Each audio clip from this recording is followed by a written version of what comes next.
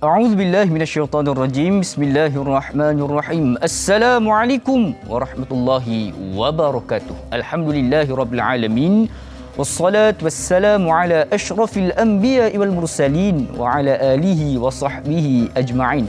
Allahumma iftah 'alaina hikmataka wanshur 'alaina min khazaini rahmatika ya arhamar rahimin.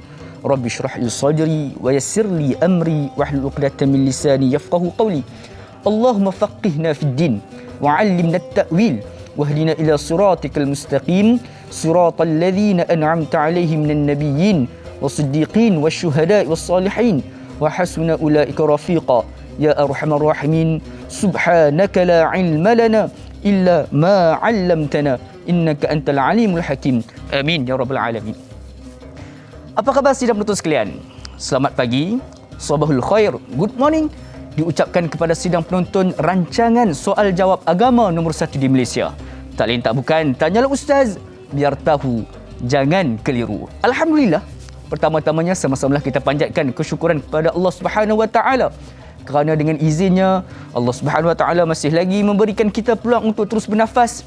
Tidak lain dan tidak bukan, salah satu tanggungjawab kita adalah untuk kita mengumpul pahala sebanyak mungkin sebagai saksi untuk kita mendapatkan redha Allah Subhanahu Wa Taala di akhirat kelak. Mudah-mudahan dengan pertemuan kita pada pagi ini menerusi rancangan Tanyalah Ustaz berada dalam taman-taman syurga ini menjadi pemula dan juga perintis untuk kita bersama-sama berpimpinan tangan untuk berada dalam taman syurga yang hakiki, yakni di akhirat kelak. Amin ya rabbal alamin.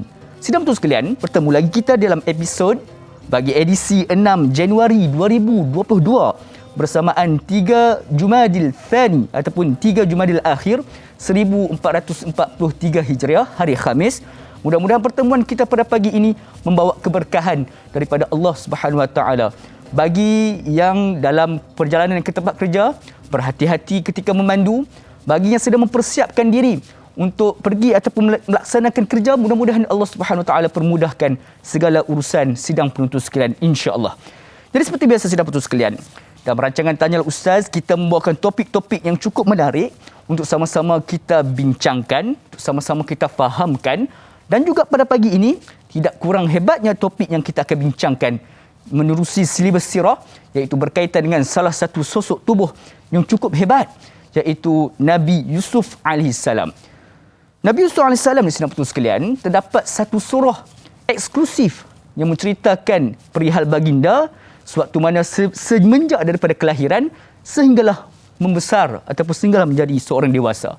Sudah semestinya ada kisah yang menarik yang mampu menjadi pengajaran buat kita bersama pada pagi ini, dan insya-Allah bagi menjawab setiap persoalan yang diajukan oleh sidang penonton sekalian bersama dengan kita pada pagi ini salah seorang ahlinya dalam bidang berkaitan dengan sirah, iaitu yang berbahagia Al-Fadil Ustaz Zul Ramli Muhammad Razali kita. Assalamualaikum Ustaz. Waalaikumsalam warahmatullahi wabarakatuh. Alhamdulillah da'i lakuman. Alhamdulillah, sentiasa bersemangat. Alhamdulillah sidang penonton sekalian. Jadi semua sekalian, ada sebarang persoalan yang ingin diajukan kepada kami seperti biasa, boleh untuk terus berhubung dengan kami di talian yang tertera di kaca televisyen anda, insya-Allah. Jadi sebagai permulaannya adalah Ustaz, kita sebenarnya nak tahu kenapa ataupun apakah kepentingan untuk kita sama-sama mengetahui tentang ilmu-ilmu berkaitan dengan sejarah, terutamanya sejarah para nabi ni Ustaz. Silakan. Terima kasih Da'i Luqman, izinkan saya berinteraksi dengan penonton yang kita kasihi dengan lafaz mulia. Assalamualaikum warahmatullahi wabarakatuh. A'udzubillahi samiil alim minasyaitonir rajim. Bismillahirrahmanirrahim.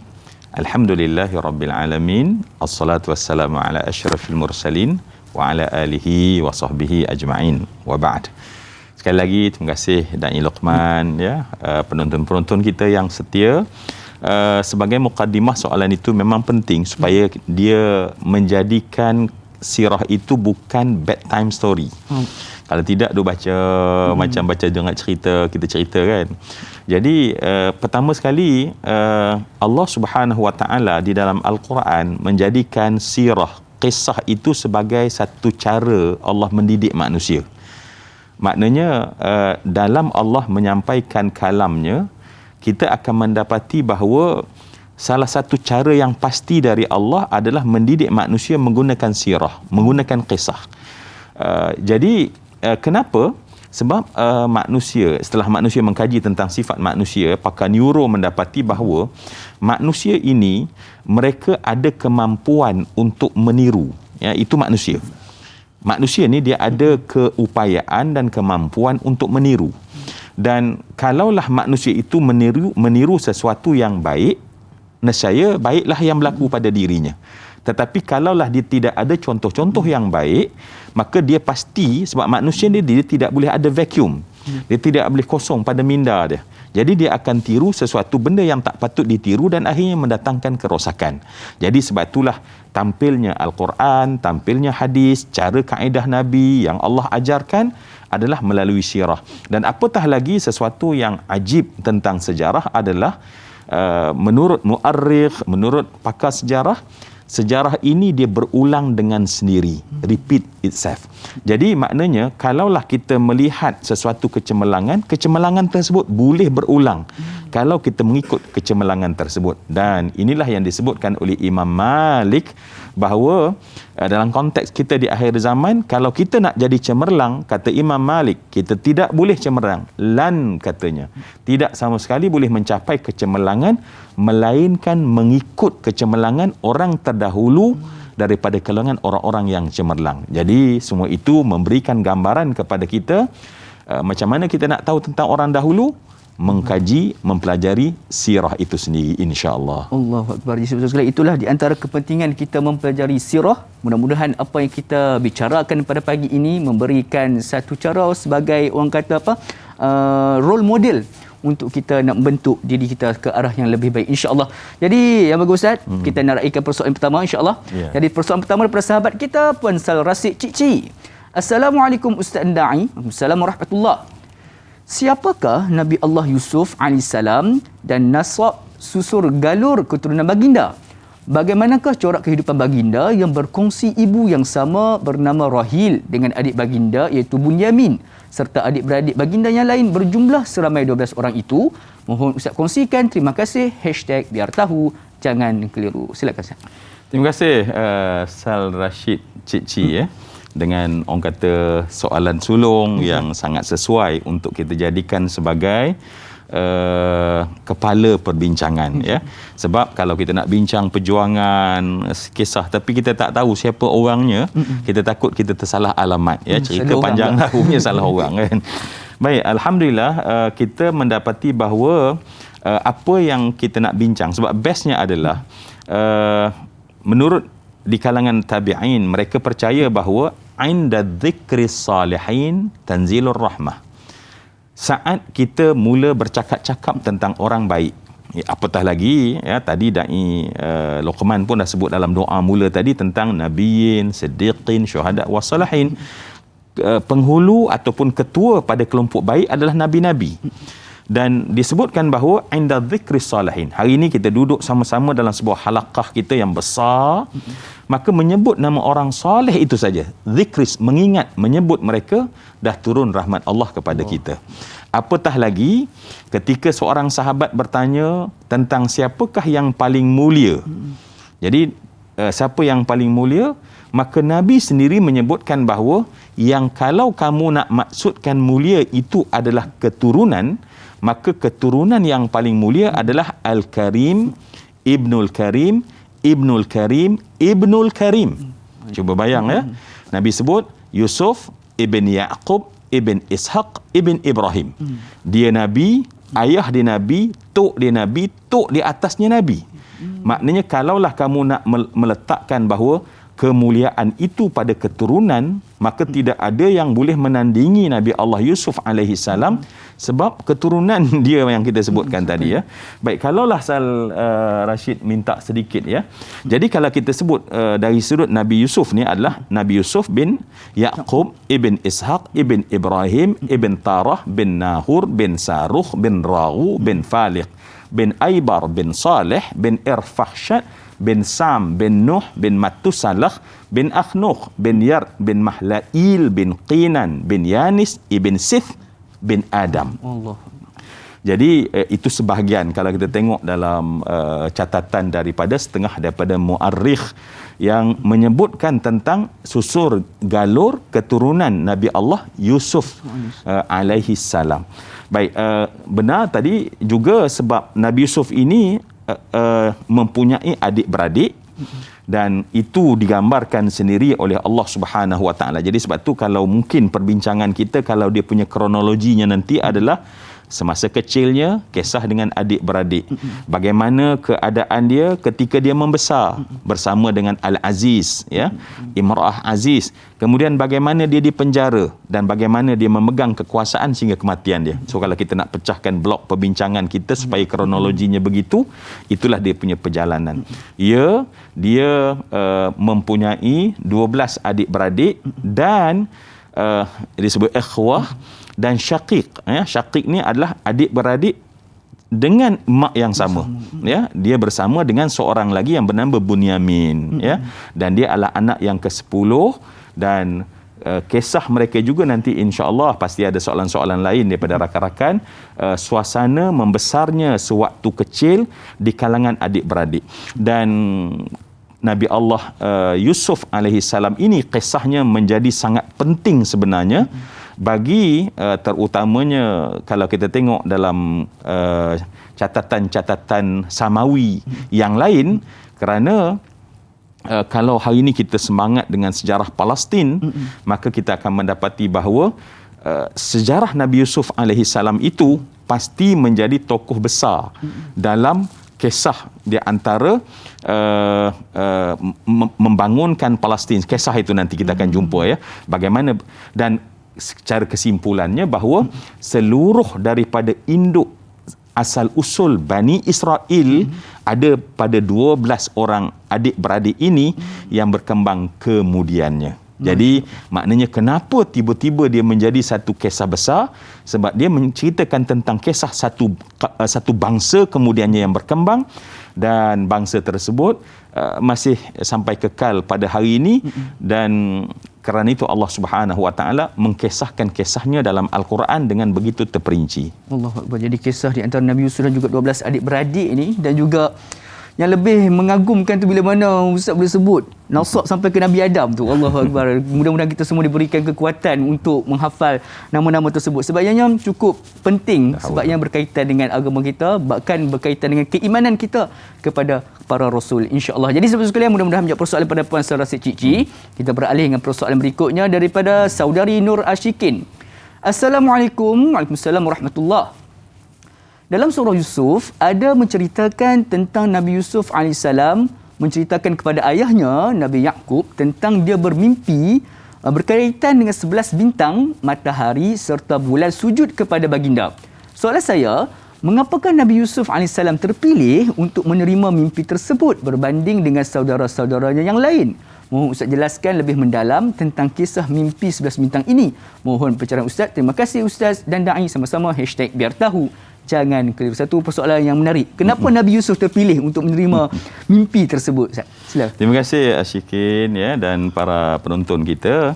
Alhamdulillah kita dah mula masuk perlahan nampaknya ke dalam jantung perbincangan kita ni insya-Allah ya. Dan alangkah baik sebab kita menggunakan apa yang ada dalam Al-Quran. Kita melihat dalam surah Yusuf menyatakan idz qala Yusuf li abihi ya abati inni ra'aitu ahada 'asyara kawkaban wasyamsa wal qamar ra'aituhum li sajidin. Dalam mimpi tersebut memang Allah gambarkan apabila Nabi Yusuf berkata kepada ayahnya ketika dia masih kecil pada masa itu, ya abati, wahai ayahku. Ya abati ni kalimat dalam bahasa Arab menggambarkan seorang anak yang bercakap dalam keadaan yang manja kepada ayahnya ya. Kita sama je kan. Kita tak ada ayah ti, tak ada ya. Dia pada intonasi je kalau manja tu ayah macam itulah. So bila Nabi Yusuf bercakap tu bila ya abati, kita gambarkan seorang anak yang manja mengadu kepada ayahnya tentang melihat 11 bulan. 11 kaukaban. Maaf saya 11 bintang kaukab. Kemudian wasyamsa wal qamar ya, di sana juga aku tengok adanya matahari dan qamar bulan li sajidin, mereka sujud kepadaku. Kalau kita tengok dalam sebuah riwayat ya, kita mendapati ada orang Yahudi yang datang menduga Nabi. Menduga Nabi. Dia kata, wahai Muhammad, wahai Muhammad, apa nama 11 bintang tersebut? Kalau kamu betul, apa nama 11 bintang tersebut?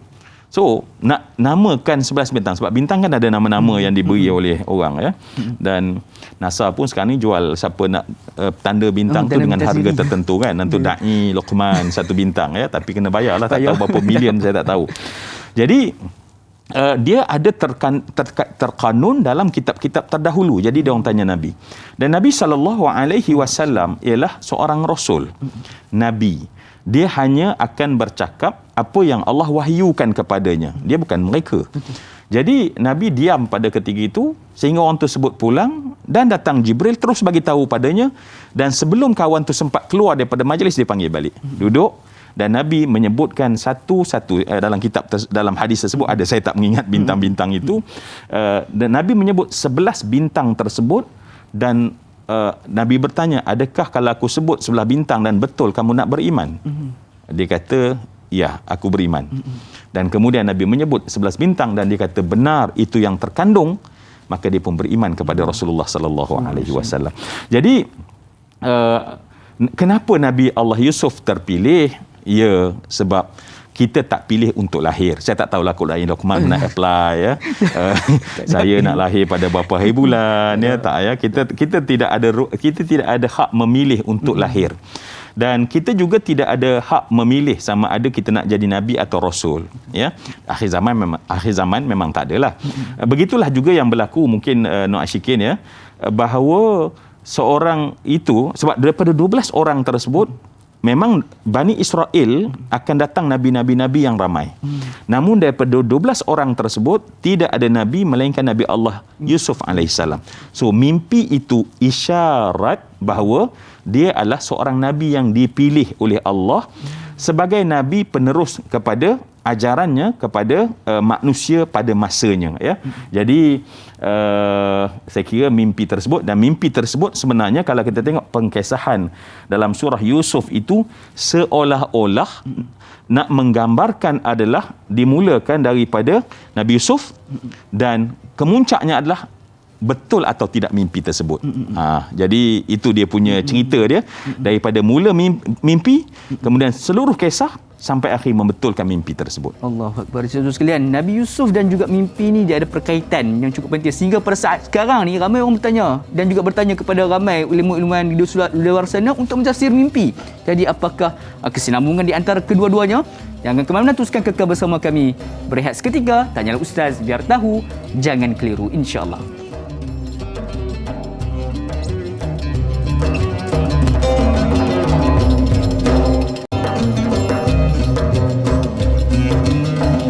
Alhamdulillah saudara sekalian, kembali kita bertemu dalam rancangan Tanyalah Ustaz biar tahu, jangan keliru. Alhamdulillah, sedar tak sedar kita sudah pun memasuki tahun 2022.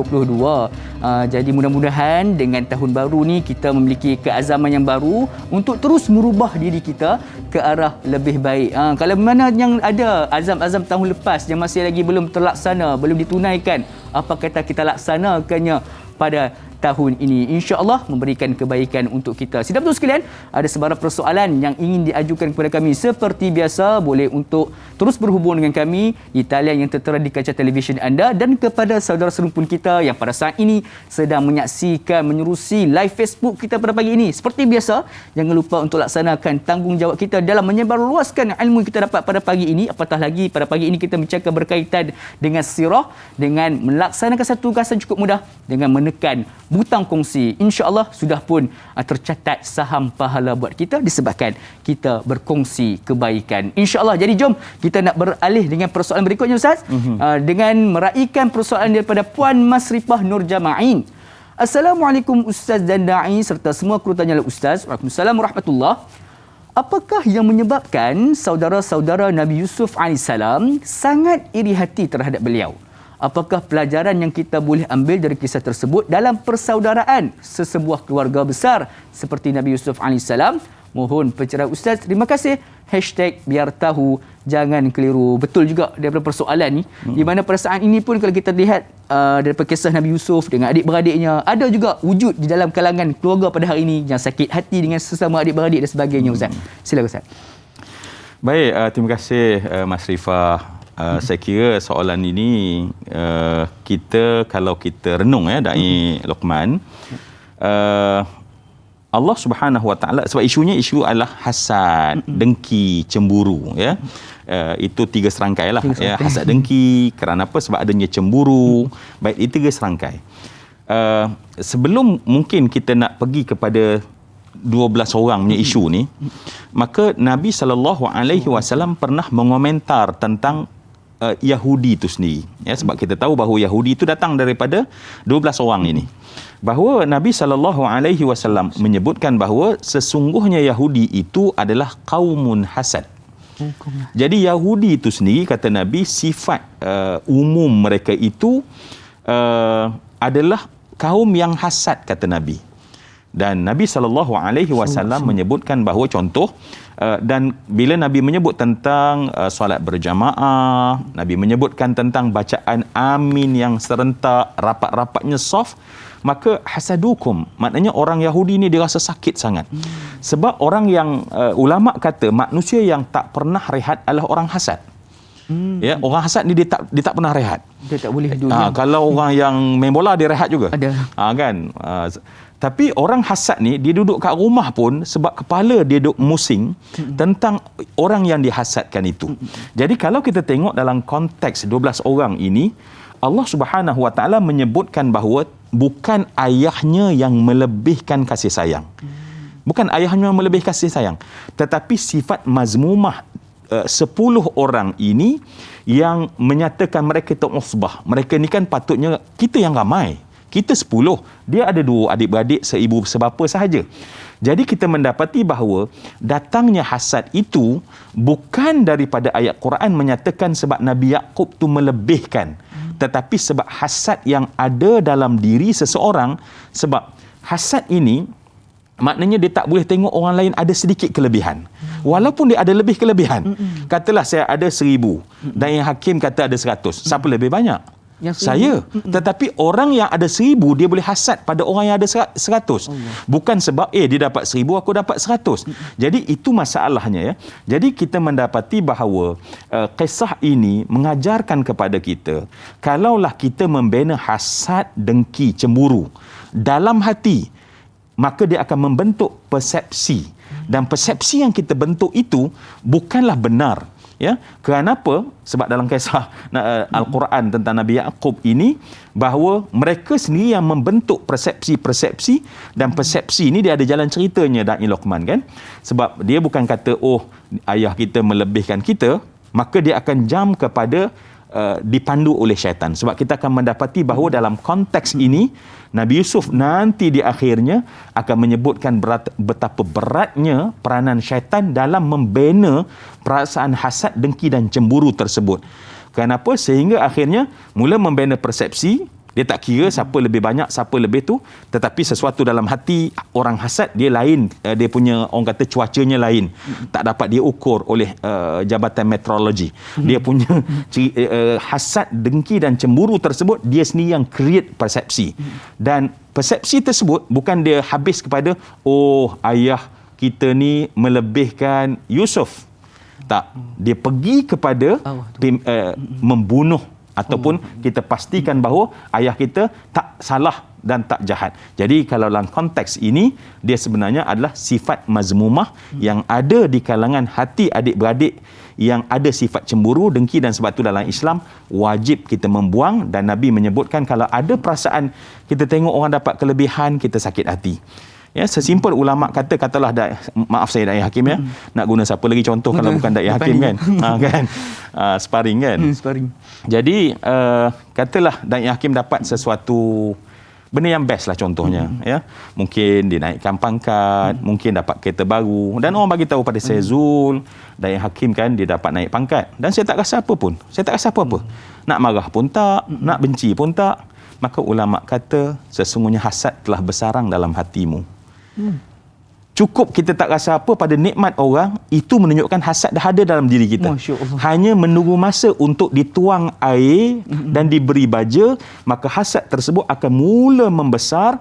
Dan Nabi mengancam kita dengan kata bahawa hasad yang ada dalam hati kamu, sebab hasad dalam hati, tapi badan kita buat kebaikan, solat, baca Quran, ketahuilah bahawa hasad tersebut dia akan makan habis kebaikan-kebaikan kamu. Kalau kamu tak boleh faham, kata Nabi, seperti kamu nampak kayu api yang paling kering.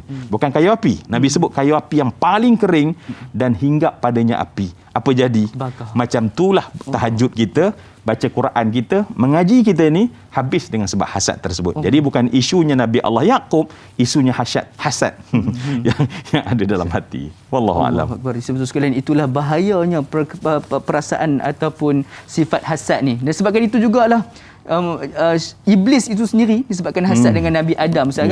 Disebabkan dia telah dicelakakan oleh dia ataupun dilaknat oleh Allah Subhanahu Wa Taala. Mudah-mudahan kita dijauhkan daripada sifat hasad ini, insya-Allah. Jadi saudara sekalian, banyak lagi yang kita akan bincangkan. Apakah kisah yang berlaku berikutnya? Namun sebelum itu kita berhenti berehat sebentar. Jangan ke mana-mana, teruskan kekal bersama kami. Rancangan Tanya Ustaz, biar tahu jangan keliru, kembali sebentar sahaja lagi, insya-Allah.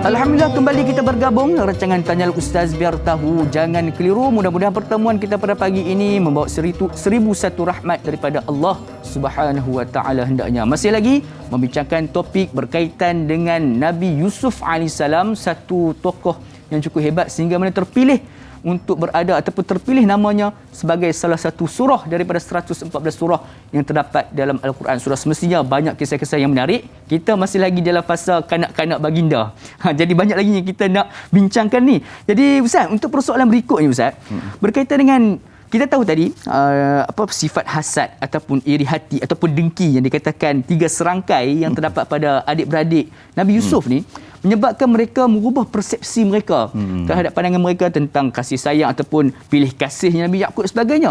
Jadi Ustaz, apakah kesinambungan ataupun apakah perkara yang telah dilakukan oleh adik-beradik Nabi Yusuf ni disebabkan oleh hasad mereka ni Ustaz? Silakan. Allahu Akbar. Tadi ada Luqman, ya. Apabila manusia tu dia ada penyakit dalam hati, so pandangan matanya akan ikut apa yang dikatakan oleh hati. Sebab tu kata cerdik pandai, manusia hanya lihat apa yang dia nak lihat. Dan manusia sebenarnya dengar apa yang dia hanya nak dengar. Ya, kita bagilah banyak mana pun sesuatu poin dan hujah, tetapi sebenarnya dia, sebab minda manusia ni ada dipanggil sebagai distort, ya. Distort ni maknanya adalah dia pilih mana satu, dia lencongkan, melainkan dia nak dengar apa yang aku nak dengar saja. Dan sebab itulah kenapa Da'i Luqman tadi baca dan kita sama-sama tadahkan tangan, sebab ilmu itu dia masuk kepada kita apabila kita tidak memilih-milihnya. Di situ masalahnya. Dan bagi orang yang hasad, dengki dan cemburu, dia hanya memilih apa yang dia nak dengar sahaja. Supaya dia nak kawal persepsinya jangan berubah. Dia nak supaya jalan cerita persepsi mereka itu jangan berubah. Jadi sebab itu dia nak supaya seluruh dunia ini mengiyakan persepsi yang dibina tersebut. Tetapi kita kena faham bahawa setiap benda yang buruk terbit daripada dalam hati, maka dia akan menjelmakan kepada luaran. Ya, ini yang disebut oleh Syekh Atha'illah Skandari apabila menafsir secara isyari ayat tentang kerajaan Puteri Balqis, Nabi Sulaiman, innal muluka idza dakhalu qaryatan afsaduha. Disebutkan bahawa sesungguhnya apabila kerajaan tauhid mula menguasai hati seseorang, dia akan merubah tingkah laku seseorang. Begitulah sebaliknya, apabila kerajaan mazmumah, maksudnya kekuasaan mazmumah masuk dalam hati seseorang, maka seluruh percakapannya, pendengarannya, tingkah lakunya akan menjadi rosak. Dan daripada persepsi dia akan membentuk tanggapan membentuk keputusan berfikir. Ya, mula perception saja yang didatangkan oleh prasangka-prasangka. Sebab tu hasad ini dia dibentuk semuanya oleh prasangka-prasangka, ya, ataupun disebut su'uzzanni. Sebab tu ulama menyatakan apa maksud su'uzzanni? Apabila kita membuat sesuatu keputusan dengan dalam keadaan syak dan bukan yakin. Bila sesuatu itu hanya andaian dan bukan dengan keyakinan fakta, itu dah dianggap sebagai su'uzzanni, ya. Dan su'uzzanni ini adalah merupakan konten bagi orang yang hasad membuat keputusan dia. Dan pada ketika itu, bila dia dah membentuk keputusan dalam minda, maka dia akan membentuk keputusan dalam tindakan. Jadi dalam kisah Nabi Allah Yusuf alaihi salam ini, sampailah pada peringkat mereka kata uqtulu Yusufa. Ya, berbahayanya dia mula main-main, ya. Sebab tu benda negatif ni kalau kita duk main-main, lama-lama dia makin besar, dia bukan makin kecil, dia macam snowball. Ya, bola salji tu kita golekkan dia makin besar. Ada pula 10 orang yang tukang sembang. Yang ni tukang tambah, yang ni tukang tambah, yang ni tukang tambah. Akhirnya daripada perasaan hanya rasa bahawa sebenarnya ayah melebih kita ramai, dan pada ketika itu uqtulu Yusuf. Baik bunuh. Mungkin cuma kalaulah mereka anggap itu macam berat sangat, ataupun kita kata yang penting kita buang dia dari kalangan kita supaya nanti ayah kita tak lagi mengelebihkan. Ya. Jadi kita mendapati bahawa daripada situlah bermulanya sejarah Bani Israel itu. Ya, perjalanan perkembangan Bani Israel itu, kerana kalaulah Bani Israel ni dia punya zaman yang sangat popular, zaman Nabi Musa. Ya, Nabi Musa adalah zaman yang sangat popular. Di antara Nabi Yusuf dan Nabi Musa jaraknya lebih kurang 400 tahun. Dan ketika Nabi Yusuf nanti, minta maaf ya, kita forward ke depan, rewind ke belakang kan. Ketika Nabi Yusuf mengajak semua saudaranya pindah ke Mesir, maka pada ketika itu yang berpindah, ya, menurut Syekh Ali Jum'ah, bahawa jumlah mereka adalah 70. Kalau kita tengok dalam tafsir 83, 73, 63, dalam range yang kadarnya begitu. Namun pada ketika Nabi Musa diusir ataupun mereka lari pada ketika itu, dan jumlah mereka 70,000 orang. Dalam 400 tahun perkembangan Bani Israel itu sebenarnya berlaku di negeri Mesir. Maknanya pertumbuhan zuriat dan besarnya itu berlaku di bumi Mesir tersebut. Bukannya di bumi Palestin, ya. Baik. Jadi balik kepada soalan Da'i Luqman yang susah saya nak jawab ni. Ya, sebab bukan susah pun, sebab panjang nak cerita. Namun mungkin nanti kawan-kawan kita pun nak mencelah mungkin soalan-soalan daripada FB yang kita nak layan. Jadi bolehlah saya katakan mungkin sebentar dalam menjawab apa yang Da'i Luqman tanyakan, bahawa bermula daripada hasad dengki itulah datang kisah yang mereka menyatakan bahawa kita campak dia kepada yang disebutkan ke dalam fi ghayabatil jubbi, ya, fi ghayabatil jubbi. Ulama bahasa menyatakan bahawa ghayabatil jubbi ini adalah matlamat dia orang, sebab matlamat ada dua, sama ada bunuh ataupun menghilangkan dari pandangan ayah. So ghayabatul jubbi dia bermaksud ghiyabah, maknanya satu tempat yang memang orang tak nampak. Mana ayah kita, problem kita kan sekarang adalah ayah kita. Mereka nampak problem tu pada ayah, sedangkan ayah tu nabi. Ya, mereka, tetapi orang hasad dia kan peduli nabi ke, engkau rasul ke, engkau malaikat ke. Orang hasad dia ada dia punya ukuran dia sendiri. Dan pada ketika itu maka dicampakkan dalam ghayabatul jubbi. Dan mungkin Da'i Luqman mungkin ada soalan lain kot, ya. Sebab di situ ada satu momen yang sangat menarik. Kalau kita baca dalam kitab Imam As-Suyuti dalam Ad-Durrul Manthur, ketika dicampak ke dalam ghayabatul jubbi. Dan ada juga di kalangan ulama menyatakan bahawa ghayabatul jubbi ni bukanlah telaga dalam makna telaga sebenar. Ya, sebab telaga ni biasanya prinsipnya adalah dikatakan bi'r. Walaupun ghayabatul jubbi itu boleh menjadi bi'r. Bi'r ni maknanya telaga, tetapi konsep telaga adalah ada mata air. Ada air. Tetapi ghayabatul jubbi dalam konteks ini adalah air yang hanya terhimpun, digali lubang yang dalam di tanah Arab supaya tempat tersebut adalah menjadi tempat tadahan air. So dia tidak ada isunya mata air. Jadi orang Arab dia mendapati kawasan tersebut, tanahnya mungkin di bawahnya boleh menampung air.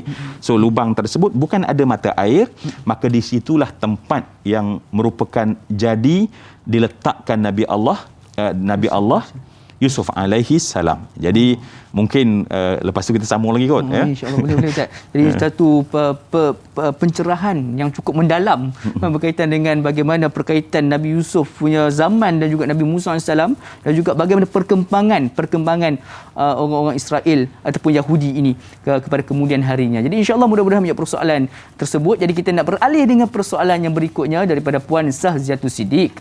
Assalamualaikum Ustaz Naim. Assalamualaikum warahmatullahi. Mengapakah Nabi Yusuf AS ketika dijual di pasar, baginda tidak menjelaskan bahawa siapa dia sebenarnya? Mohon pencerahan Ustaz. Sekian, terima kasih. #biar tahu jangan keliru. Jadi Ustaz, sedikit tambahan Ustaz. Siapakah yang selepas tu membeli Nabi Yusuf waktu mana di pasar? Okey. Silakan. Jual tak tanya? Jual tak tanya, dia saja membeli. Sampai jual. So kalau tak ada penjual, macam mana nak dibeli kan? Jadi perancangan adik-beradik tu menjadi, perancangan adik-beradik tu jadi, mereka diletakkan. So ada ulama menceritakan bahawa apabila Allah Subhanahu Wa Taala menyebutkan tentang wa alquhu fi ghayabatil jubbi, maknanya mereka meletakkan. So bukannya mereka tu tolak. Sebab kalau tolak dalam lubang mereka itu katalah digunakan perkataan menolak Nabi Yusuf ke dalam itu, biasanya orang akan mati di dalam lubang itu. Tetapi sebab matlamatnya adalah ghiyabah, supaya kita tak tahan sebab ada Nabi Yusuf ni kita rasa bahawa ayah kita. Ini pandangan yang kita katakan tadi Baik. Pada masa tu yang mungkin saya nak kongsi sebelum berlaku jual beli ni, bahawa Nabi Yusuf AS duduk dalam keadaan keseorangan. Tadi saya sebutkan dalam kitab Ad-Durrul Manthur, Imam As-Suyuti dalam tafsirnya menyebutkan keadaan ahwal Nabi Yusuf seorang diri. Ibn Kathir menyatakan bahawa umurnya pada ketika itu dah 17 tahun. Adapun ulama lain berpendapat bahawa 10 tahun, 7 tahun. Wallahu a'lam, mana yang lebih tepat, maknanya boleh kita katakan bahawa maksimumnya adalah 17 tahun. Sebab kalau 17 tahun pada kita dah terlampau cergas remaja.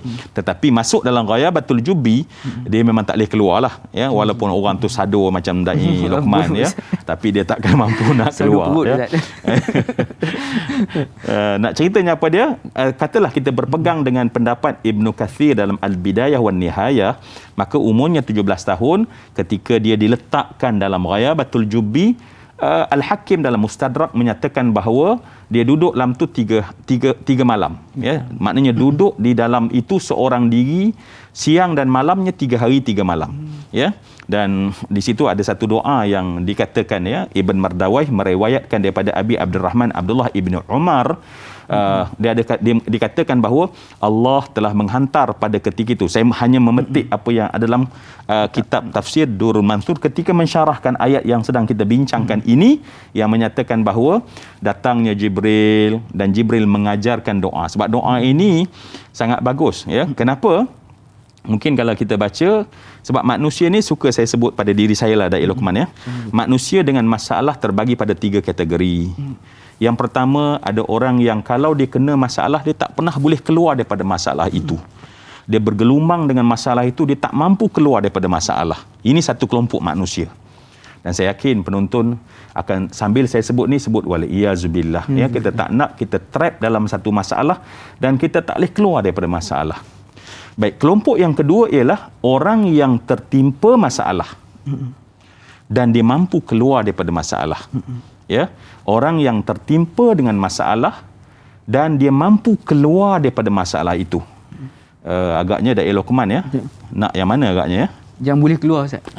Tunggu dulu sebab ada yang belum ada 3 sebab ada yang ketiga. Tak apalah, pagi-pagi Da'i Luqman kan. Tentulah kita nak tahu apa yang ketiga. So, yang kedua ialah orang yang masuk masalah, dia keluar masalah, dia masuk lagi masalah, dia keluar masalah. Macam bagus. Tetapi yang ketiga ini berlaku pada Nabi Allah Yusuf alaihissalam.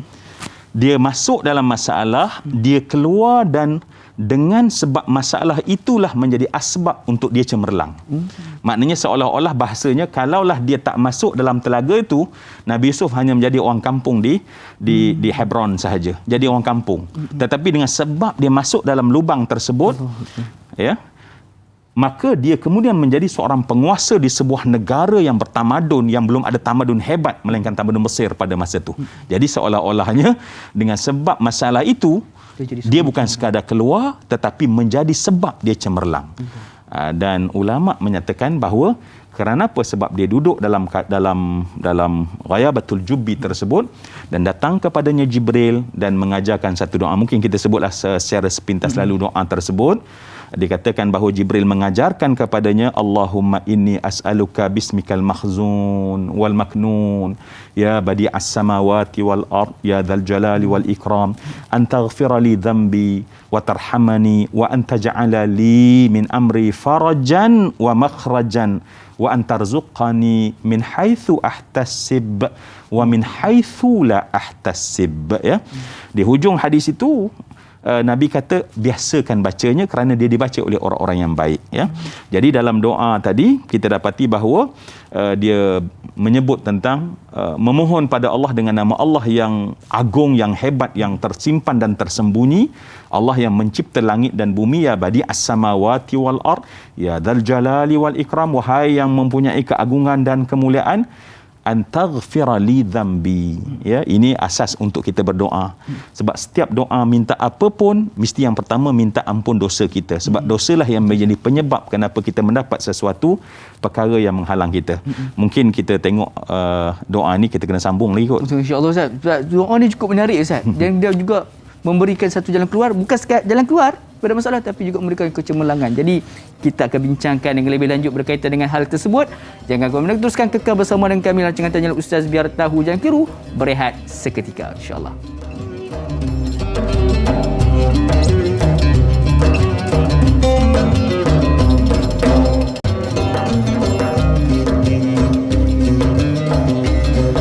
Alhamdulillah saudara sekalian, kembali kita bersama dalam rancangan Tanya Ustaz, biar tahu jangan keliru, membacakan kisah berkaitan dengan Nabi Yusuf AS, menyusun silibus sirah kita pada pagi ini. Mudah-mudahan dengan pelajaran ataupun ilmu kita dapat daripada kisah di sebalik Nabi Yusuf ini memberikan pengajaran kepada kita, dan salah satu pengajaran yang kita dapat pada saat ini adalah berkaitan dengan bahayanya sifat hasad. Jadi saudara sekalian, mudah-mudahan kita mampu untuk menangkis rasa-rasa benci kita, dengki kita, juga hasad di dalam hati kita, kerana ianya mampu untuk membunuh kebaikan yang kita lakukan, insya-Allah. Jadi jom kita nak teruskan lagi Ustaz. Sebab tadi kita pun persoalan berkaitan dengan siapa yang jual, siapa yang beli dan sebagainya itu masih lagi belum terjawab, dan juga Ustaz berkaitan dengan hebatnya doa yang Ustaz kongsikan sebentar tadi. Silakan Ustaz. Okey, terima kasih Da'i Luqman memberi masih ruang untuk saya habiskan erti doa yang dibaca dan diajarkan oleh Jibril kepada Nabi Allah Yusuf alaihi salam fi ghayabatil jubbi tersebut. Tadi kita katakan bahawa Nabi Yusuf diajarkan untuk menyebutkan, ya Allah aku bermohon, okey kita terus kepada ampunkanlah dosaku, antaghfira li dhanbi wa tarhamani, dan beri rahmat kepadaku ya Allah, ya. Kemudian ini yang menarik, dan kalaupun mungkin tuan-tuan mungkin saya baca tadi mungkin agak laju ke, aminkan insya-Allah. Sebab di sana kita minta, ya, pada Allah Subhanahu wa taala, wa anta ja'ala li min amri, ya Allah engkau menjadikan bagi aku, ya, untuk aku ni pada semua urusan aku mesti ada farajan wa makhrajan. Ya, kita minta bahawa bila kita berhadapan dengan semua urusan hidup kita, diri, keluarga, kerja, bisnes, apapun, urusan tersebut mesti di hujungnya ada dua, farajan, makhrajan. Mesti ada jalan keluar, mesti ada solution. Mesti ada solution. Dia tak boleh tergantung. Itu kita minta Allah berikan dua pada kami, ya Allah. Dan kita minta pagi ini, kita minta, ya Allah, semua urusan kami, ya Allah, berilah farajan wa makhrajan. Kemudian last sekali adalah tentang rezeki, ya. Wa antarzuqani, ya Allah engkau rezekikan aku, ya Allah, min haitsu ahtasib wa min haitsu la ahtasib, daripada sumber yang aku duga. Sebab kita mungkin yang bekerja, dia dah duga gaji dia, dia dah duga dia punya apa, allowance dia, mungkin dia punya overtime dia, tetapi ada satu rezeki lagi yang Allah akan beri kalau kita minta, min haitsu la ahtasib, daripada sumber yang aku tak duga. Dengan izin Allah, maka dengan, ya, kata komentar para ulama yang melihat kepada keagungan hadis tersebut, maka dengan sebab berkat doa itulah maka dikeluarkan sehingga orang lalu di kawasan tersebut dan menurunkan pada ketika itu cebok apa kita kata timba ya. Kemudian menarik dan mendapati bahawa adanya seorang kanak-kanak pada ketika itu, kalau kita kata 10 tahun itu mungkin sesuai dalam kisah ini, maka pada ketika itu dan barulah kemudiannya dia dibawa dan dia menjadi hamba pada ketika itu ya. Bukan senang kira pada musafir tadi, ini kira rezeki terpijak lah ya, dapat aset boleh dijual di pasar dan menjadi hamba dan dengan harga yang murah. Allah menyebutkan dengan harga yang murah pada ketika itu. Kenapa? Sebab nak cerita betapa tak ada modalnya orang tersebut dan keadaan yang sangat lusuh pada ketika Nabi Allah Yusuf alaihissalam berada dalam telaga tersebut ya. Allah menggambarkan tentang darahim, tentang jumlah harga. Ulama bincang, ada yang kata 20 dirham, ada yang kata 40 dirham, tentang harga yang berlaku penjualannya. Ini ditulis oleh Ibn Kathir dalam Al-Bidayah wan Nihayah. Jadi di sana barulah kemudiannya dibeli dan rombongan, cuba bayang, jauh daripada sempadan Palestin sampai ke Mesir. Maknanya satu perjalanan yang hari ini Masya Allah panjang, apatah lagi di zaman lampau, dan kemudian dibeli oleh Al-Aziz ya, Al-Aziz Al-Misr. Dia sebenarnya Al-Aziz ni adalah laqab sebenarnya untuk wazir, menteri. Dia adalah menteri sebenarnya kepada raja yang ada pada ketika itu. Jadi bermulalah fasa dan episod baru dalam kisah Nabi Allah Yusuf, daripada berhadapan dengan adik-beradik yang hasad dengki, duduk sebentar diuji oleh Allah dengan ujian yang sangat berat. Cuba bayang, berada seorang diri di Ghayabatul Jubbi dan Allah keluarkan dan dibawa ke satu bumi, yang bumi tersebut nanti akan menjadi tempat dia berkuasa dan tempat berkembangnya kabilah Bani Israel itu. Dan di sana akan ada fasa-fasa yang baru pula lah. Jadi di mana dia ada berhadapan dengan Allah. Gambarkan dalam Al-Quran ujian ketika dia membesar dalam rumah Aziz Al-Misr. Allahu Akbar. Jadi itu adalah kronologinya bagaimana Nabi Yusuf AS ni daripada bumi Palestin boleh tiba di bumi Mesir. Jadi Ustaz, persoalan tadi Ustaz, kenapa Nabi Yusuf tak menceritakan siapa diri dia kepada orang yang menjual dan sebagainya Ustaz? Silakan. Baik, antara dialog yang paling popular ni kata cerita HBO lah ya. Setiap orang masuk penjara semuanya cakap dia tak bersalah. Itu dialog orang masuk penjara. Tak ada orang masuk penjara dan dia mengaku bersalah. Ni kata dalam cerita lah kan. So begitu juga bagi seorang hamba, apa nilai yang dia boleh cakap? Siapa aku? Daripada mana aku? Kenapa aku adakah perkara tersebut dia ambil kira oleh orang yang menganggap bahawa sekarang ni milik aku untuk aku boleh jual?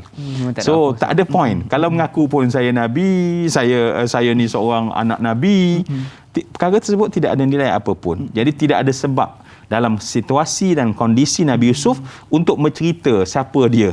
Dan benda tersebut tak ada nilai pun, yang kita katakan tadi, bagi orang yang menganggap bahawa Nabi Yusuf itu adalah aset dia untuk dia mendapat, untuk dijual di pasar. Jadi tidak ada kepentingan untuk baginda memberitahu tentang salah silahnya sebab ianya tidak dipandang oleh si penjual tersebut, insya-Allah. Jadi Ustaz, kita nak beralih ke persoalan berikutnya daripada Al-Syai. Assalamualaikum Ustaz Daim. Assalamualaikum warahmatullahi. Apakah bentuk-bentuk cabaran yang dihadapi oleh baginda Nabi Yusuf AS ketika berdakwah dan berdepan dengan Zulaikha yang cuba menggoda baginda? Mohon Ustaz kongsikan. Syukran jazilan. #biar tahu jangan keliru. Okey, kita sudah pun memasuki fasa yang berikutnya ni Ustaz. Bagaimana? Silakan. Okey. Jadi macam suspend pula bila Daniel Luqman sebut fasa yang berikutnya. Baik, dalam konteks terima kasih Syai. Dalam konteks Nabi Yusuf dibesarkan dalam keadaan tempat yang selesa, diberikan orang kata layanan yang terbaik, dan pada ketika itu tumbuhlah dia sebagai seorang lelaki yang pada golongan bangsawan. Cuba bayanglah, menteri di zaman itu, wazir ya. Dan wazir ni kaitan rapatnya dengan raja pada masa itu ya. Dan dalam kisah Zulaikha ni sebenarnya ataupun dalam Quran disebut Imra'ah Aziz ya, disebut tentang, tak dinamakan Zulaikha. Zulaikha tu adalah carian daripada ulama-ulama tafsir dan tarikh cuba mendapat nama tersebut ya, dan banyak nama sebenarnya, dan nama yang paling popular adalah Zulaikha. Zulaikha. Apa yang kita dapati, adalah Nabi Allah Yusuf ini dalam keadaan besar secara sempurna dengan fizikalnya, dengan tubuhnya, dengan syakalnya, dengan wajahnya, maka dia sangat-sangat sebenarnya yang kalau kita nak belajarlah, kita doalah pada Allah, sebab Nabi sebut dalam hadis tentang sab'atun yudhilluhumullahu fi dhillihi yauma la dhilla illa dhilluhu, 7 kelompok manusia yang akan Allah tatang simpan dengan penuh kasih sayang di hari kiamat nanti, yang tidak ada sebarang cahaya panas boleh menyentuh dia. Seolah gambaran begitu ya, kita katakan ya.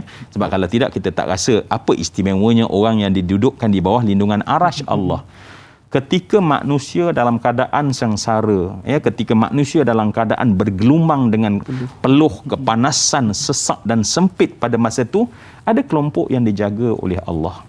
Baik, salah satu daripada kelompok tersebut kata Nabi adalah warajulun da'athum ra'atun dhatu mansibin wa jamalin faqal inni akhafullaha rabbal alamin.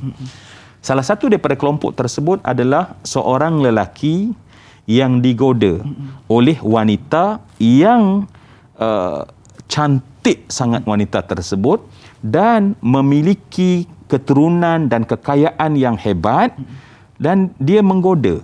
Tetapi lelaki ini tetap menyatakan bahawa inni akhafullah, aku takut pada Allah. Aku takut pada Allah. Dan itulah gambaran yang kita nak gambarkan bahawa kekentalan iman Nabi Allah Yusuf ya, dengan kelebihan yang Allah bagikan kepadanya ya, sebab memang apabila Allah berikan sesuatu kelebihan, itu juga menjadikan ujian ya. Apabila seorang itu diberikan wajah kacak yang luar biasa, dan sebab itu ketika dia membesar di rumah tersebut, diberitahu bahawa Zulaikha menjadikan Yusuf ni sebagai pingitan. Maknanya tak membenarkan dia keluar, sebab dijaga betul-betul, sebab dia terlampau suka ya kepada Nabi Allah Yusuf, dan dia tak suruh kerja-kerja di luar. Dan kalau kita tengok dalam tafsir menyatakan bahawa dia keluar pun dengan menutup muka dia, sebab tak nak bagi orang tengok. Lelaki tutup muka. Lelaki yang ditutupkan mukanya, kenapa? Sebab tak nak bagi dilihat. Sebab pada Zulaikha dan orang dalam rumah tersebut, Nabi Yusuf ni memang seorang yang sangat kacak. Jadi itulah keadaannya. Dan mungkin pengajaran yang pertama tadilah kita katakan bahawa pengajaran adalah apabila seseorang itu diberikan kelebihan, maka itulah ujian. Maka sejauh mana kita tanggung untuk memikul ujian ketika Allah beri kelebihan. Ya, kita rasa nampak bahawa ujian ketika Allah mengambil kelebihan, tetapi ujian yang lebih besar adalah pada kelebihan yang Allah berikan kepada kita. Dan ini dirakamkan oleh Allah dalam Al-Quran, dan mungkin kita dapat menggalinya sedikit demi sedikit insya-Allah ya Da'i Luqman. Insya-Allah boleh. Jadi seseorang yang diberi kelebihan itulah ujian baginya insya-Allah. Jadi sedikit mudah-mudahan banyak persoalan pada Al-Syaz tadi, dan kita nak ambil sedikit Ustaz. Persoalan sebelum kita nak melaburkan Tiara TV3 ni daripada Rosli Awal. Assalamualaikum Ustaz. Waalaikumsalam warahmatullahi. Soalan saya, siapa lebih handsome, Nabi Yusuf atau Nabi kita Muhammad SAW? Terima kasih. Hashtag biar tahu, jangan biru. Sedikit selingan ni Ustaz. Silakan. Rosli ya, nasib baik. Kalau Rosni tu lain sikit, nak kena jawab ya. Jadi terima kasih Encik Rosli. Baik, sebenarnya soalan ini menjadi perbahasan di kalangan ulama. Ya, dia bukan sekadar sembang-sembang, orang kata sembang-sembang kosong saja, tetapi menjadi kajian di kalangan ulama. Tetapi bila ulama membincang, mereka menggunakan sumber yang sesahih mungkin, sebenar mungkin untuk membuat sesuatu keputusan, compare to sembang kosong. Kalau sembang kosong ialah tengok dan buat analisa buat analisa walaupun tak pakar kan. Itu sembang kosong namanya kan. Baik, kalau nak menjawab ya dalam kesempatan masa yang ada ini, kita tengok beberapa contohnya dapatan yang disebut oleh para ulama, yang disebut oleh ulama. Dalam Sahih Muslim ya, Nabi SAW menceritakan kisah Nabi pergi ketika Isra wal Mi'raj. Dan wa idza huwa qad u'tiya, sesungguhnya kata Nabi Yusuf itu ketika aku berjalan ketika Isra Mi'raj, aku bertemu dengan dia, dan sesungguhnya dia telah dikurniakan separuh daripada kemuliaan, kecantikan dan keelokan. Maknanya kalau keelokan tu penuh, maka dia dapat separuh. Itu akan nampak ada pada Nabi Allah Yusuf. Dan ulama menyatakan bahawa kesempurnaan itu dalam bentuk kiraan ada pada Nabi Adam alaihissalam. Ya, sebab manusia yang pertama Nabi Adam ni Allah ciptakan secara sesempurna mungkin, ya, sebab dia adalah manusia yang pertama. So kemudian di bawah tu jadilah keturunan handsome macam Da'i Luqman. Tu semua tu adalah ambil daripada datuk-datuk yang awal dahulu kan. Dan kemudian dalam riwayat Baihaqi, Nabi menyebutkan bahawa sesungguhnya dia adalah lelaki yang tercantik, ya, ajmal, ya, min jami'il makhluqatillah. Nabi sebut dalam hadis riwayat Baihaqi lain pula bahawa Nabi Yusuf itu adalah yang terhandsome, kita kata, sebab Encik Rosli tadi tanya tentang handsome kan, daripada makhluk Allah Subhanahu wa taala. Namun kita mendapati bahawa ada satu riwayat Imam Tirmizi menyatakan bahawa lam yab'athillahu nabiyyan illa hasanas saut wa hasanal wajhi wa kana nabiyyukum sallallahu alaihi wasallam ahsanahum wajha wa ahsanahum sauta. Baik, dalam hadis ini dengan jelas memberitahu bahawa Nabi diutuskan itu semuanya, kebanyakan daripada mereka adalah elok-elok suara mereka, elok-elok muka, rupa dan wajah mereka. Namun Nabi kamu ini, merujuk pada Nabi, adalah yang terbaik suara, yang terbaik wajahnya. Jadi di sana ulama menyatakan bahawa sebenarnya yang lebih handsome adalah Rasulullah sallallahu alaihi wasallam. Mungkin kita akan lihat perbincangannya dalam gambaran-gambaran daripada sudut-sudut yang lain, penjuriannya insya-Allah. Insya-Allah penjuriannya di dalam tahap kehansoman tu. Jadi insya-Allah saudara sekalian banyak lagi yang kita akan bincangkan, tambahan juga tentang kehansoman dan juga tentang etika handsome dengan dakwah, ada berkaitan ke? Jadi kita akan bincang kemudian yang nanti. Jadi kita nak melabuhkan tirai terlebih dahulu TV3. Jadi saudara sekalian jangan lupa untuk saksikan di TV9 sebentar saja lagi. Tanyalah Ustaz biar tahu jangan keliru, kembali sebentar saja lagi insya-Allah. Hasbi Rabbi Jalla Allah ma fi qalbi ghairullah Nur Muhammad sallallahu la ilaha illallah.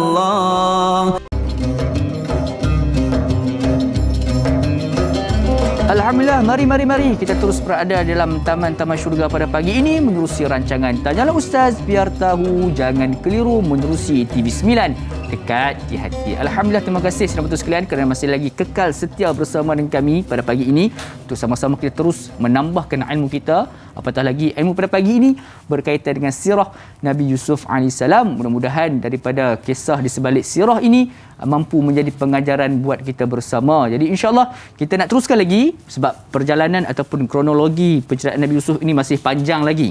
Jadi kita terus dengan meraihkan persoalan berikutnya daripada Puan Ruby Abu Bakar Ruby. Assalamualaikum warahmatullahi. Mengapakah Siti Zulaikha memfitnah Nabi Yusuf AS dan dihukum masuk ke penjara? Mohon pencerahan dari Ustaz. Air sirap berisi selasih diucapkan terima kasih. #biar tahu jangan keliru. Silakan Ustaz. Ya. Terima kasih Ruby ya. Ruby ya. Ruby, terima kasih Ruby. Baik. Mungkin kita nak lebih menghayati ya. Sebab tu tadi sebelum kita rehat, kita katakan bahawa apabila seseorang diberi kelebihan, maka itu merupakan ujian. Dan inilah ujian yang menimpa kepada Nabi Allah Yusuf alaihi salam apabila dengan wajahnya yang tampan itu yang menyebabkan dalam Al-Quran sendiri menceritakan bahawa wanita yang hari-hari melihat dia dan dia membesar dengan begitu cepat dan terlihat kesempurnaan seorang lelaki pada Nabi Yusuf alaihi salam. Dan kalaulah soalannya kenapa Zulaikha memfitnah Nabi Yusuf alaihi salam, kerana dalam Quran menggambarkan tentang godaan yang dilakukan ya, walaupun dalam konteks adab kita menceritakan bahawa sebenarnya Zulaikha itu bagi setiap orang once dia suka, dia nak memiliki, itu sifat sayang ya. Bila kita sayang sesuatu, kita nak milik dia. Itulah sebenarnya had yang kita boleh sebut dalam kisah Zulaikha tersebut. Dia hanya ingin memiliki sebab dia terlampau teruja dengan kesempurnaan kelelakian yang ada pada Nabi Allah Yusuf alaihi salam.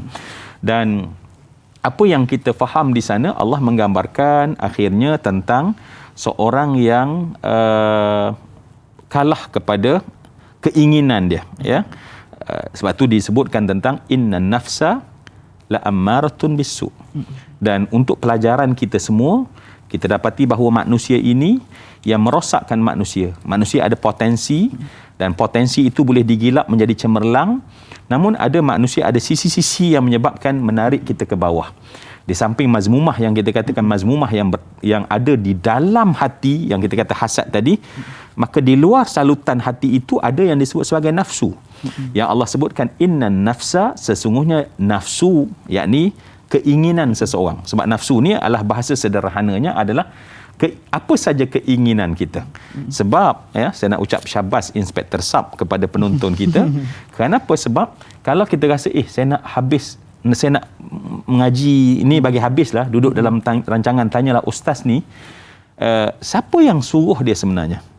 Bukan sekadar keupayaan curiosity, ingin tahu dalam akalnya, tetapi nafsu yang baik dah suruh kita buat benda baik. Keinginan yang baik. Keinginan tu dia boleh tukar kepada nafsu yang baik. Sebab tu perjuangan kita ini sebenarnya nak mendidik nafsu sampai dia suruh kita buat benda baik. Cuba bayang nafsu yang suruh kita tahajud, Da'i Luqman, Allahu Rabbi, ya. Nafsu yang suruh kita sedekah. Dan nafsu itu disebut sebagai nafsu mutmainnah. Baik, jadi apabila dia didapati dia cuba menggoda Nabi Yusuf dan Nabi Yusuf terpelihara dan terjaga, dan cerita ni akhirnya menjadi bahan cerita di kalangan wanita-wanita bangsawan pada ketika itu, ya. Dan ketika menjadi viral lah dikata zaman itu di kalangan wanita-wanita bangsawan ni, maknanya level-level tinggi lah ni, ya, golongan kayangan, ya, pada masa itu. Maka Zulaikha nak cover diri dia. Dalam Quran menceritakan, dikumpulkan. Saya nak ringkaskan je lah, bagi cepat ni, semua ramai tahu dah kisah ini. Maka dia ajak makan, dan kemudian diberikan makanan-makanan yang mesti ada di sana, ada pisau. Penggunaannya adalah penggunaan pisau. Ya. Dan disuruh Nabi Yusuf dipakaikan dengan elok. Yang selama ni ditutup kan? Dan pakai elok, dan lalu di hadapan wanita-wanita tersebut yang sedang memegang pisau dan memotong, sampailah orang kata sampai dah last, orang kata cuci mulut lah kita kata, ya. So semua dah memotong, dan pada masa itu datangnya Nabi Allah Yusuf alaihi salam, dan mereka tersentak berkata, hada malakun karim, ya. Ini bukan orang, ya. Mahada illa, tidak adalah ini, bukan manusia, tetapi malakun karim, ini malaikat yang sangat mulia.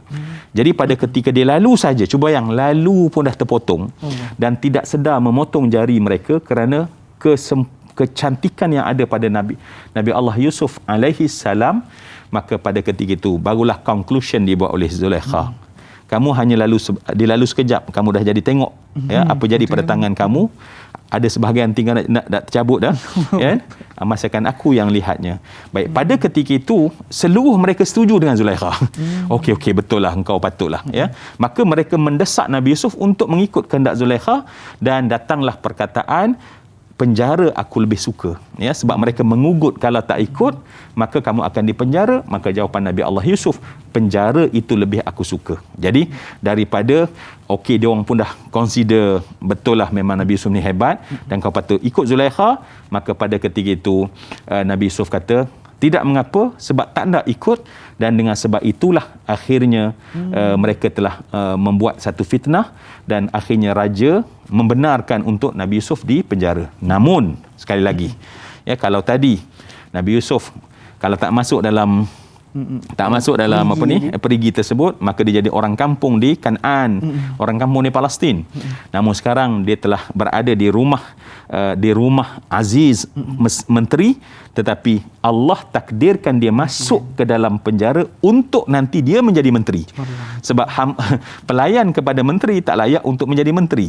Tetapi dengan sebab pula dimasukkan ke dalam penjara, maka itu menjadi asbab untuk dia mempunyai keupayaan. Kerana Allah Subhanahu Wa Taala menyebutkan ketika dia membesar tersebut, Allah telah memberikan kepadanya keupayaan ilmu dan kebijaksanaan. Ya, jadi dalam proses membesar itu dilengkapkan kepada Nabi kekuatan dalaman untuk nanti tujuannya adalah supaya dia layak memikul sesuatu benda yang sangat besar. Allahu Akbar. Jadi saudara sekalian, itu adalah kronologi. Kadang-kadang kita rasakan bahawa ujian ini membebankan kita. Rupanya kadang-kadang ujian itu menjadi asbab kita untuk menjadi seorang yang lebih terbilang di kemudian harinya. Jadi ini satu pengajaran cukup penting buat kita bersama, insya-Allah. Mudah-mudahan menjawab persoalan sebentar tadi. Kita nak beralih dengan persoalan berikutnya daripada saudara Muhammad Faizal bin Ahmad. Assalamualaikum warahmatullahi wabarakatuh. Waalaikumsalam warahmatullahi.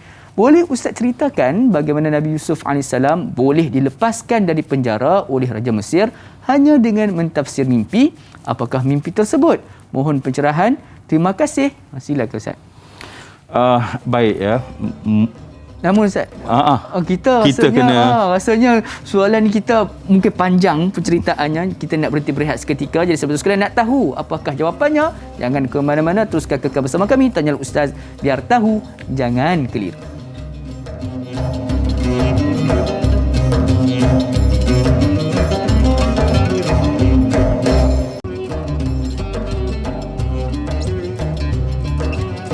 Alhamdulillah, kembali kita bersama-sama dalam rancangan Tanyalah Ustaz, biar tahu, jangan keliru pada pagi ini. Ayuh, sama-sama kita teruskan lagi penghayatan kita berkaitan dengan kisah Nabi Yusuf AS. Dan sebelum ni kita berhenti berehat sebentar tadi, kita menerima persoalan daripada sahabat Facebook kita, daripada saudara Muhammad Faizal kita, berkaitan dengan bagaimanakah, apakah mimpi yang menyebabkan Raja Mesir telah pun membebaskan Nabi Yusuf AS disebabkan baginda mentafsirkan mimpi tersebut. Ustaz, silakan. Baik, terima kasih Muhammad Faizal ya. Kita dah makin orang kata meninggalkan banyak session kereta api dah ni. Ya, kerana bila kita dah sampai kepada tadi kita katakan asbab masuk penjara kerana difitnah. Namun tadi Da'i Luqman conclusion kan bahawa sebenarnya ujian itu yang didatangkan kepada kita adalah sebab untuk melonjak kita kepada potensi yang ada kepada kita semua. Yang penting kita redha dengan ujian ya. Sebanyak mana kita redha dengan ujian, sejauh itulah perjalanan kecemerlangan kita diteruskan. Namun saat kita meratus, menyumpah, menyalah, maka pada ketika itu sebenarnya kita telah menyimpang keluar daripada trek kecemerlangan. Baik, jadi soalan daripada Faizal tadi, bagaimana ya tafsir mimpi tetapi boleh kemudiannya menjadi orang penting ya? Apakah mimpi tersebut? Baik, Allah menggambarkan dalam Al-Quran tentang bersama-sama ketika Nabi Yusuf masuk dalam penjara, maka dimasukkan bersama dua orang ya. Kita pun banyak tahu kisah ini, dan dua orang tersebut dia bermimpi, dalam satu malam mereka bermimpi mimpi yang sama dengan cerita yang berbeza. Seorang mimpi dia memberi orang minum ya, seorang lagi mimpi dia bawa bakul, datang burung memakan daripada atas. Maka ialah sembang apa dalam penjara tiga orang aja kan. Jadi Nabi Yusuf ni seorang yang baik ya, orang yang baik, orang yang baik, yang soleh, yang menjaga maruahnya, menjaga maruah dirinya. Maka lantas Allah menceritakan mereka mengadu dan bercerita tentang mimpi itu kepada Nabi Yusuf alaihissalam. Dan Allah menceritakan dengan detail bagaimana Nabi Yusuf dia bukan menafsirkan mimpi itu, tetapi menerangkan tentang ketauhidan. Dia ceritakan tentang Allah, dia ceritakan tentang nabi-nabi terdahulu, ayah dia nabi ya. Maknanya nak cerita tentang poin pentingnya adalah dakwah itu. Bila dia dah terangkan semua, barulah dia tafsirkan mimpi tersebut ya, ataupun dia mentadbir mimpi tersebut. Apabila dia mentakwil mimpi, kita kata mentakwil mimpi, sebab kalau kita tengok dalam tafsir, takwil dan segala macam, untuk mimpi ini biasanya kita tak gunakan tafsir tetapi mentakwil mimpi. Sebab takwil ni maknanya memberi maksud asal. Sebab kenapa memberi maksud asal? Yang datangnya cerita lain ya, datangnya ular contohnya, tetapi apa maksud asal? Ta'wil, awwala yu'awwilu ta'wil. Jadi kita bawa bukan cerita ular tu besar mana tak, tetapi apa maksud asal daripada ular tersebut. So dia memberi minum ya, tetapi bukan beri minum itu, tetapi apa maksud awal memberi minum. Itu takwil ya. Baik, maka dia pun mentakwil. Ringkas ceritanya adalah seorang yang memberi minum itu kamu nanti akan menjadi pelayan kepada raja. Adapun seorang lagi burung yang memakan roti di atas bakul yang kamu bawa di atas kepala, kamu akan dihukum bunuh.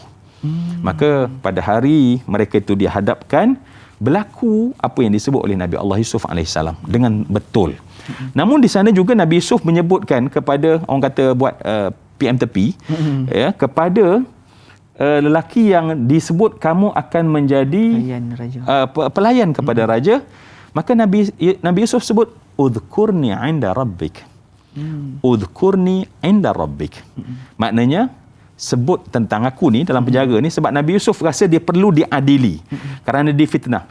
Maka sebutkanlah tentang aku 'inda rabbik. Rabbik di situ bukan Tuhan, tetapi pada raja yang nanti kau akan memberi layanan. Namun apa yang berlaku? Lupalah pula. Yang Luqman janganlah berkawan dengan sahabat yang macam ni ya. Dalam penjara sama kan main, tetapi dilupakan oleh syaitan tentang itu, dan akhirnya berlaku benar-benar seorang dibunuh dan seorang dilepas, dan kemudian dia balik menjadi pelayan pada raja. Dan ketika dia menjadi layan raja, setiap dia berjumpa raja ada masa dia tak ingat langsung. Dalam tafsir Mubahamat, Tafsir Al-Mubahamati Ayatul Quran menyebutkan bahawa sebab Nabi ni tak sama macam kita Da'i Luqman. Ya, Nabi ni dia punya adab dia lebih teliti halus. Seolah-olah dia minta pada manusia, maka dengan sebab itu dalam tafsir tersebut menyatakan bahawa pada setiap satu huruf yang disebut udhkurni 'inda rabbik, jumlah itu satu huruf satu tahun fine. Satu huruf satu tahun dia kekalkan lagi dalam penjara tersebut. Jadi Allah sebutkan dalam Al-Quran tentang kemudian dia penjara beberapa tahun. Ya. So beberapa tahun itu ulama yang membahaskan tentang mubahamati ayatul Quran, berapa tahun? Mereka kata sebab bagi Nabi Yusuf satu huruf satu tahun. Dah lepas beberapa tahun barulah teringat. Itu pun kerana apa? Sebab raja mimpi juga. Ya, kerana raja juga bermimpi yang dia melihat satu benda yang dia bangun daripada tidurnya sangat menakutkan dia. Ya, sangat menakutkan dia tentang tentang lembu yang gemuk, lembu yang kurus, gandum yang kering, gandum yang hijau, dan dia rasa ini ada satu benda penting yang datang kepadanya, dan dia minta ditakwil mimpi dia, dan tidak ada orang boleh mentakwil melainkan Nabi Yusuf. Dan baru itulah kawan tadi teringat. Oh, Masya Allah. Dia kata aku ada seorang. Ya, ini ya Allah sampai hati kan. Ada seorang. Bukannya seminggu, bukan sebulan. Ya Allah, bertahun-tahun. Bid'u sinin. Dan kemudian barulah dibawa Nabi Yusuf, dan Nabi Yusuf minta dia dibersihkan tentang salah. Dia itu bukan seorang yang salah dan jahat. Dan pada ketika itu baru dia mentakwil dengan sebab kebijaksanaan dan latar belakang yang ada. Macam kita kata dia di atas track yang betul, maka raja kemudian memberi kepercayaan langsung kepada Nabi Yusuf. Bila ditakwil bahawa datang berlaku yang zaman yang gemilang, zaman yang susah, zaman kita cemerlang, zaman kita kaya raya, ingat akan datang waktu kita susah, maka berdikit dan berjaga.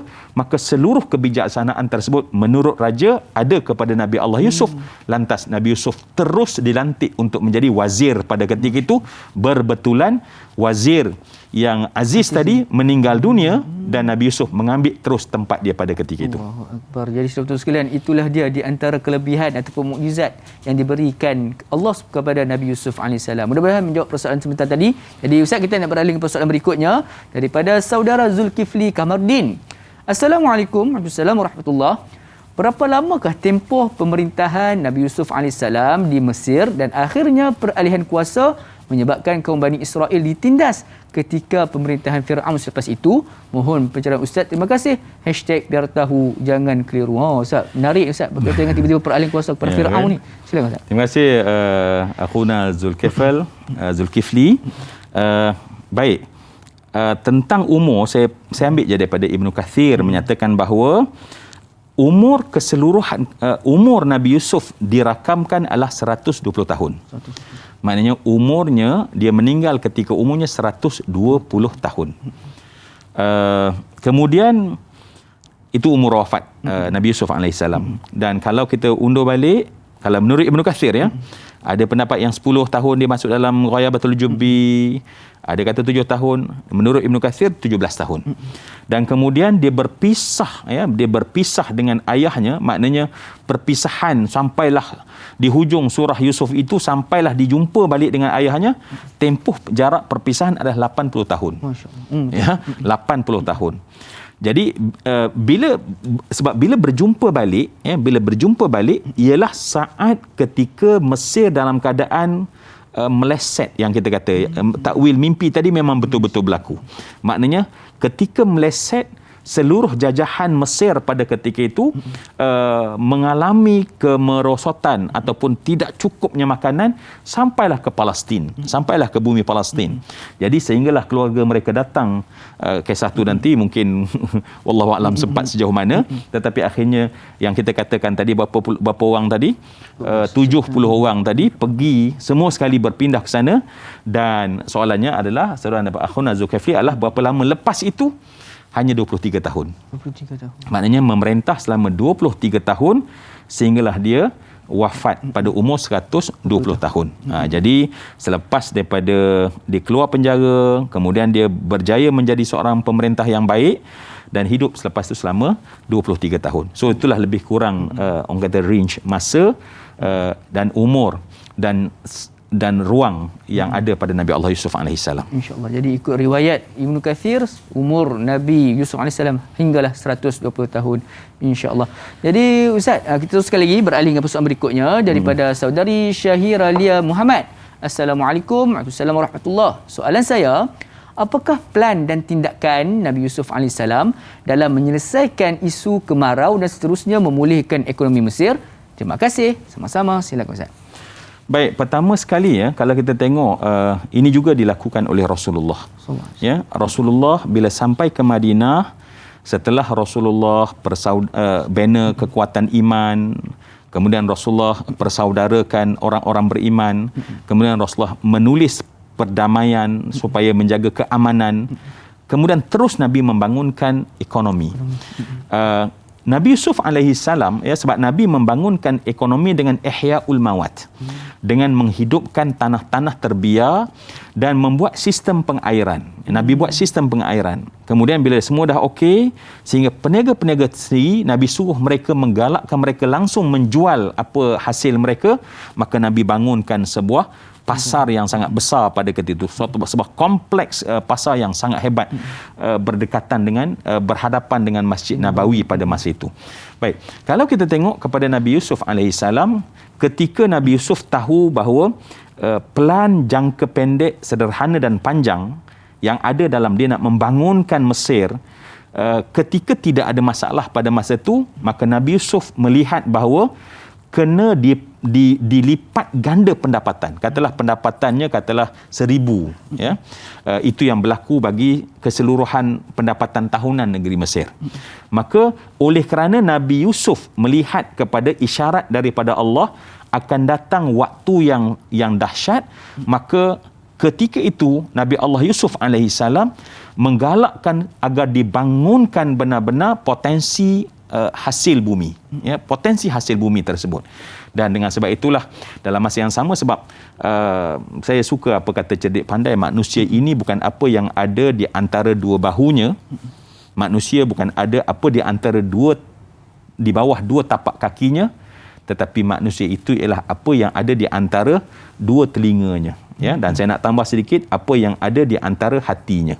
Sebab manusia ini boleh membangunkan potensi diri dan negara apabila dibangunkan akalnya menjadi positif, menjadi bijak, menjadi pandai. Namun belum tentu orang yang pandai dan bijak itu akan mampu membangunkan sebuah negara yang baik, tetapi mesti dibangunkan hatinya dengan iman. Jadi kalau nak tanya, di situlah peranan Nabi Allah Yusuf alaihissalam, bukan sekadar membangunkan potensi bumi supaya dilipat gandakan, tetapi dalam masa yang sama asas kepada pembangunan potensi adalah dibangunkan iman. Sebab tu dia ceritakan tentang ketauhidan, dia ceritakan tentang iman kepada penduduk supaya mereka itu melihat. Dan ketika dia telah punya stok yang sangat kaya, barulah kemudian bersedia untuk menampung saat sukar, ketika zaman sukar. Jadi mungkin apa yang kita boleh belajar banyak ialah apabila kita dalam keadaan rasa memiliki sihat walafiat, gandakan potensi kita, ya. Jangan letak titik pada limit. Orang kata push the limit. Oh, saya boleh dapat banyak ini, ya, maka push supaya kita dapat lebih banyak. Tetapi ingat, mesti ada asas iman yang kuat. Ya, mesti ada asas iman yang kuat. Dia mesti pergi parallel. Dia tak boleh kita bangunkan duniawi tetapi soal iman, soal Allah kita belakang tepikan dia, dan akhirnya orang yang mengurus dunia itulah yang akan memusnahkan dunia. Jadi kalau tanya soalannya bagaimana, maka itulah yang dibawa oleh Nabi Allah Yusuf dalam agenda pembangunan ekonomi negeri Mesir. Allahu Akbar. Jadi jangan kita letakkan had ataupun limit pada potensi diri kita. Terus push ataupun kita teruskan lagi berusaha dengan melebihkan lagi, melipat kali gandakan had kita, insya-Allah. Jadi Ustaz, kita sebenarnya nak ke soalan penutup kita pada pagi ini. Jadi insya-Allah soalan ini juga merangkumi sebagai kesimpulan perbincangan kita pada pagi ini, iaitu daripada saudari Intan Zurina Abdul Razak. Assalamualaikum. Assalamualaikum warahmatullahi. Kisah Nabi Yusuf unik kerana baju baginda. Ketika kecil, bajunya dijadikan bahan fitnah, dilumuri darah. Ketika remaja, bajunya menyelamatkannya dari fitnah, iaitu dikoyak.